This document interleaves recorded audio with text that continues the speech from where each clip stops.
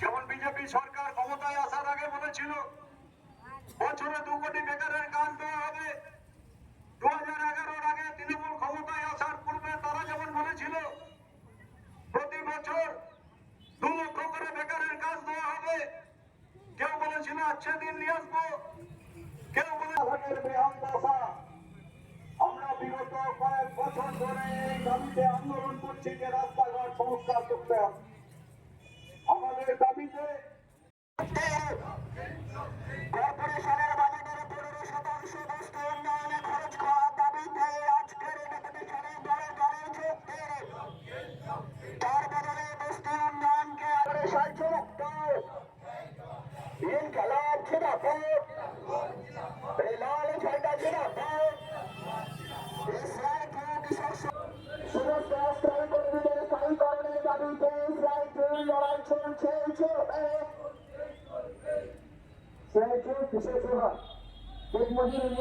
পশ্চিমবঙ্গের কমিটির পক্ষ থেকে আজকের যে ডেপুটেশন, সেই ডেপুটেশনে প্রতিনিধি দল যাবেন দল চেয়ারম্যানের কাছে। সেই প্রতিনিধি দলে উপস্থিত থাকবেন, প্রতিনিধি দল হয়ে যাবেন। আমাদের সংগঠনের সুচেতা পাল, আমাদের প্রাক্তন কাউন্সিলর, সিআইটির নেতা আমাদের মাগারাম ভাই, এই 4 জনের প্রতিনিধি দল যাবেন আর এই ডেপুটেশনে বিক্ষোভ চলবে। আমি প্রথমে এই সময় আমাদের সিআইটির এই জেলার অন্যতম নেতা আমাদের সুপ্রিয়কে অনুরোধ করবো, সুপ্রিয় বলবেন।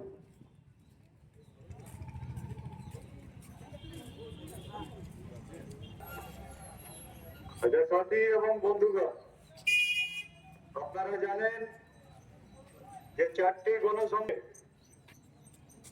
আমরা সর্বত্রই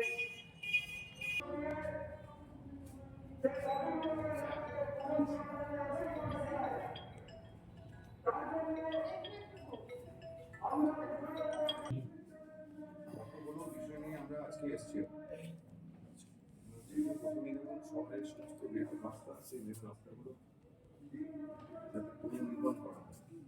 অনেকগুলো জায়গায় রাস্তাগুলোকে ভেঙে গেছে। যেমন ভাবতে পারেন মুখে বলেছে আমি অমুক খুলছি তমুক খুলছি, ওষুধের দাম কমাবো, আর কাল থেকে 729টা জীবনদায়ী ওষুধের দাম বাড়ানো। এটা আমরা মেনে নিতে পারি? কোন অবস্থাতেই মানতে পারি না। কারণ এই স্কুল সার্ভিস কমিশন বামপন্থীরা তৈরি করেছিল 96-97 জুন আর 24শে ডিসেম্বর নিয়ম করে পরীক্ষা হতো। সে ওএমআর সিটকে এত মেশানোর জন্য চাল কাপড় আলাদা করা যাচ্ছে না বলে 21,000-এর চাকরি গেল যোগ্যদের। ওটা বামপন্থীরাই চালু করেছিল, কিছুই নয়। একটা কম্পিউটার সিটে পরীক্ষা দেয়, কার্বন কপি দেয়, পরে সেটাকে ওয়েবসাইটে বেরোয়, রেজাল্টটাকে মিলিয়ে দেয়। আজকে বয়সে পৌঁছাবার আগে পরীক্ষাগুলো আমরা দিয়ে এসেছি। এটাই ছিল বামপন্থীদের নীতি। তখন কোন ওএমআর সিট নিয়ে প্রশ্ন ওঠেনি, কোন প্যানেল নিয়ে প্রশ্ন ওঠেনি, কোন হাইকোর্ট নিয়ে প্রশ্ন ওঠেনি। পরীক্ষাগুলোকে তো বন্ধ করেইছে, সবে লুট। এই অবস্থায় লড়াই চলছে, লড়াই চলবে। মোদী সরকারের এই ওষুধের আসুন আর সবাই মিলে আমরা ঐক্যবদ্ধ হই, লড়াইটা তৃণমূল বিজেপির বিরুদ্ধে করি। আগামী 8 তারিখে ডিএম অফিস ডেপুটেশন, 20 তারিখে ব্রিগেড সমাবেশ, এই সমস্ত কর্মসূচিকে আমরা সফল করে প্রত্যেককে অভিনন্দন লাল সালাম জানিয়ে বামফ্রন্ট থেকে বড় অফিস ঘেরাও করেছে। ওদের কি দাবি, কি সমস্যা? ওনাদের দাবি ছিল রাস্তাঘাট, পুকুর, বৃদ্ধা ভাতা, আবাস যোজনা, এসব নিয়ে দাবি ছিল।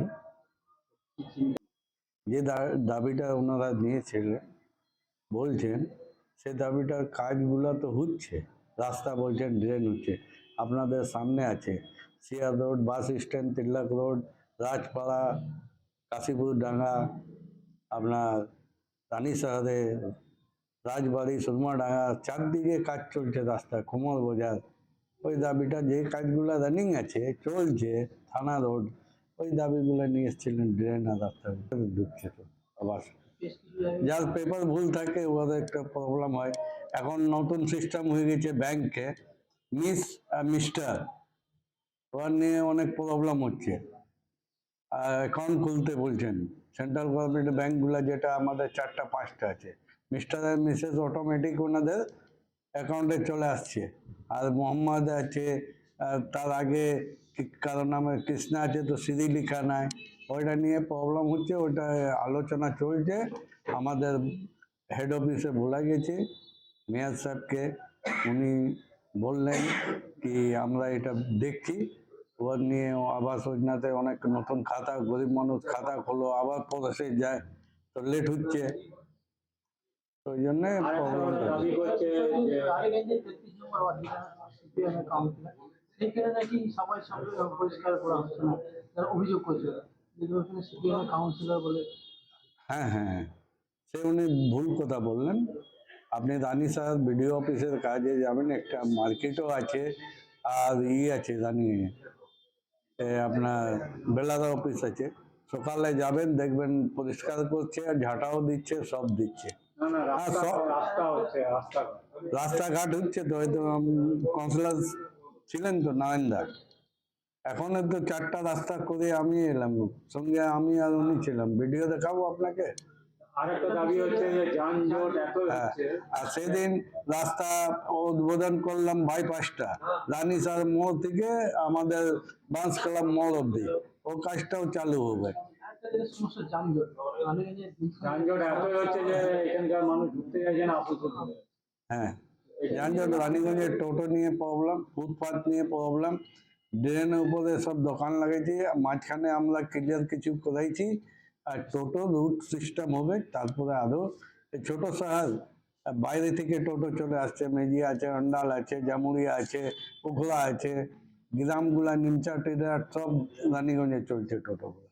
এখন কোথাও হয়েছে আমাদের প্রশাসন আরটিও সাহেবের সঙ্গে আর আইসি সাহেবের সঙ্গে কি এটা রুট সিস্টেম করা যাবে, আর নাম্বারিং সিস্টেম যে রেজিস্ট্রেশন হবে টোটো সেগুলা চলবে, এটা কিছুদিনের মধ্যে হয়ে যাবে।